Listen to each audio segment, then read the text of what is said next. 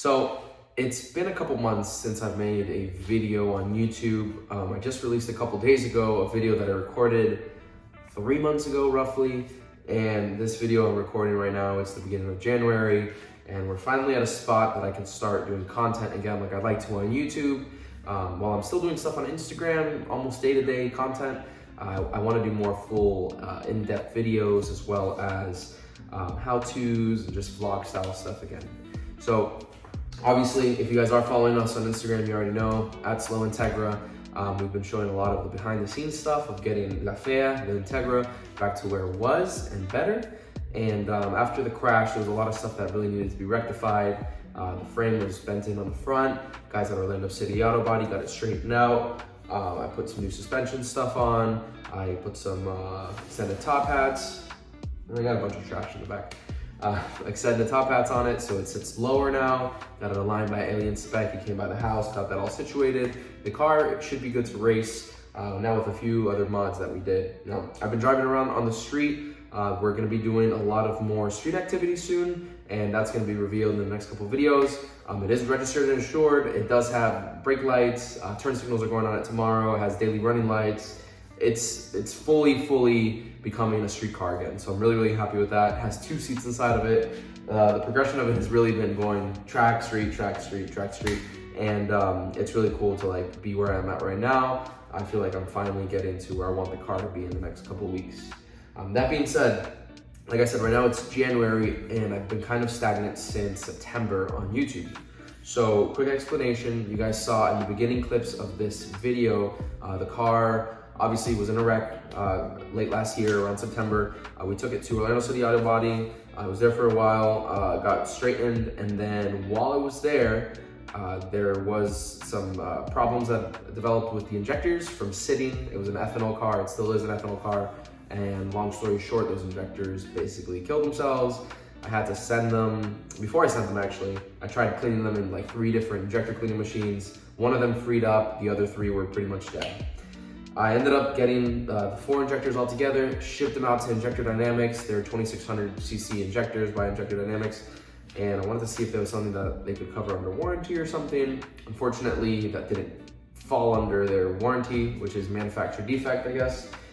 So they were able to use 2 of the injectors, got cleaned to spec, and I had to buy 2 new injectors to replace the 2 that didn't fall spec.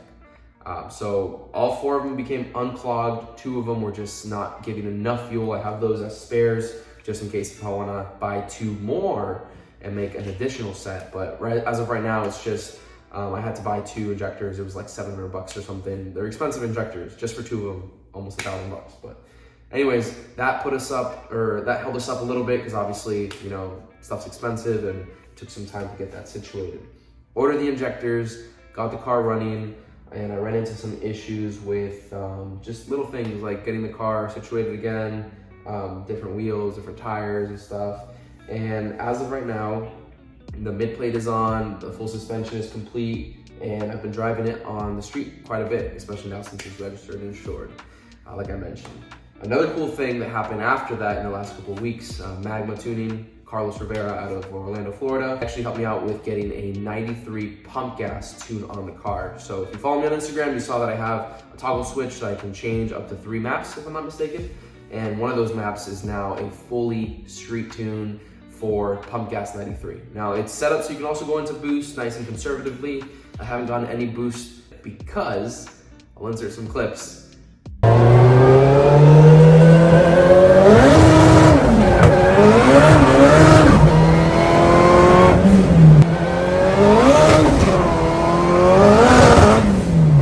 Destroy the transmission bell housing again. Now that is the 2nd bell housing that I've ripped with this car. The first one, it broke just out of some dyno and track abuse. It was a stock bell housing, had a dog box transmission in it, split the bell housing, went to a different setup, and with this current setup that was in it, it was also a dog box transmission with a reinforced bell housing, and you can see where I welded it and whatnot. And unfortunately it's still split. It's split in a similar location towards where it concaves inwards to the input shaft, and it starts there and then it normally goes towards the part that was reinforced. The reinforcement part stopped it from cracking excessively, but it still did crack in that center section. I keep a very meticulous eye when it comes on any fluids under the car. And I noticed that one day before I went out to go do some pools with my coworker Kevin, there was a drop of oil under the car right in the center where the transmission goes. It kind of caught my eye, but I played it off like if nothing happened. The next day we went out, did some pools, we did back-to-back stuff on the street. It was like on a mild boost setting, it wasn't anything crazy. It might have been making around 600, 650. The tires were spinning anyway. I had my crappy tires on there, not some radials. And come to find out, I drove it home after that, about a 20-minute drive. It was driving still perfectly fine. There was no problems with the transmission. But when I got home, I pulled into the garage, sat for 30 seconds in one spot, and then pulled it all the way forward into the final spot where it's at right now. And when I pulled it all the way forward, I saw that in the original spot I stopped for about 30 seconds, there was an actual puddle of fluid.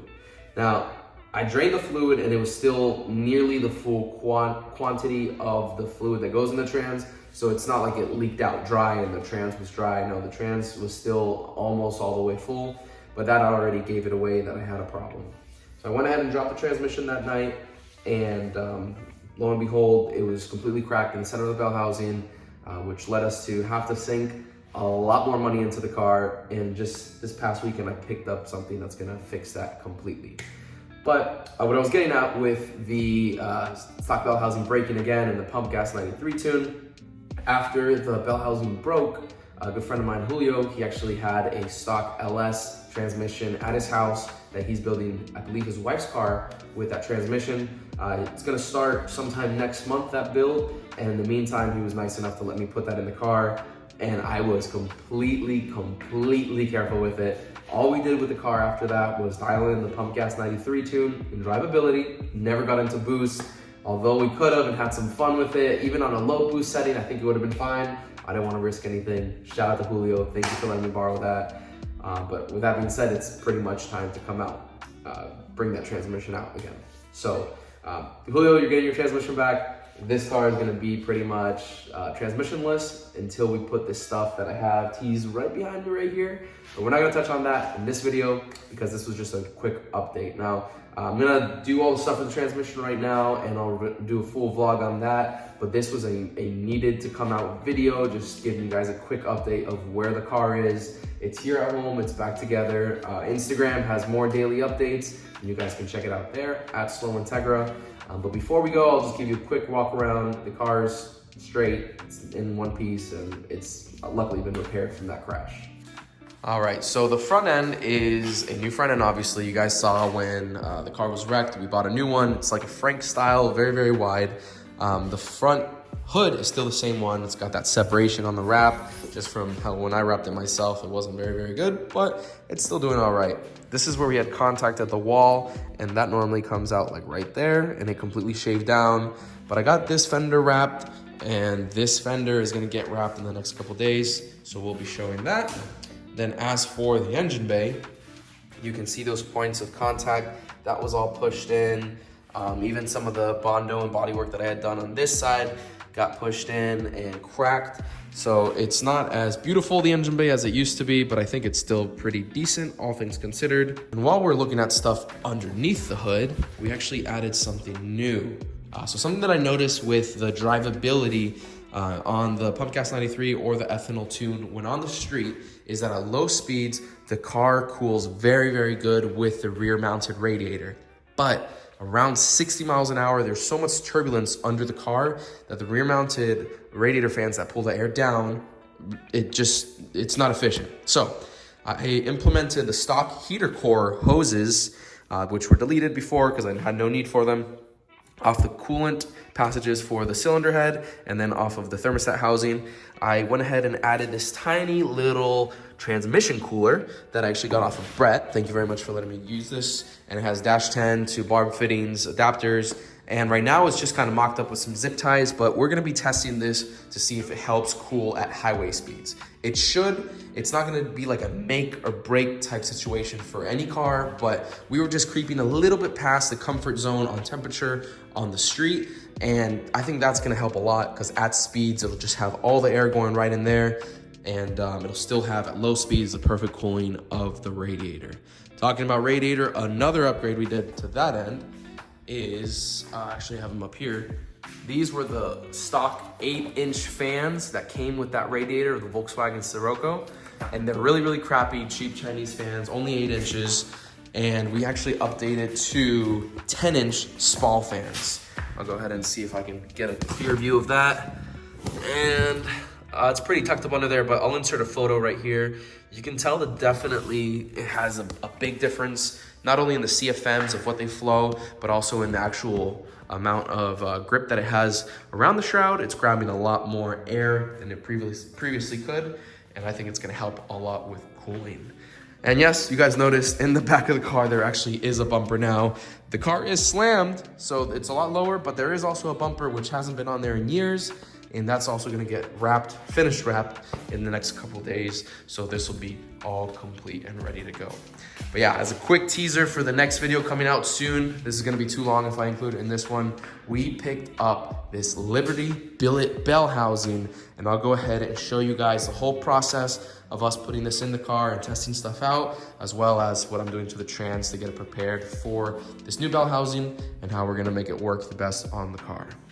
Guys, I really appreciate all the support throughout the last couple months, especially the last couple of weeks with all the ups and downs that we had with the car. Just want to say thank you very much for sticking through it with me, and I really appreciate all of you guys and all the help that everybody's given me along the way. That being said, we'll wrap up the video for today. Stay tuned for the next one. Hit Instagram at @SlowIntegra so we have daily updates and you guys can see stuff without being dragged along months and months and not knowing what's going on with the cars. And yeah, we'll see you on the next one. Thanks for watching. Bye.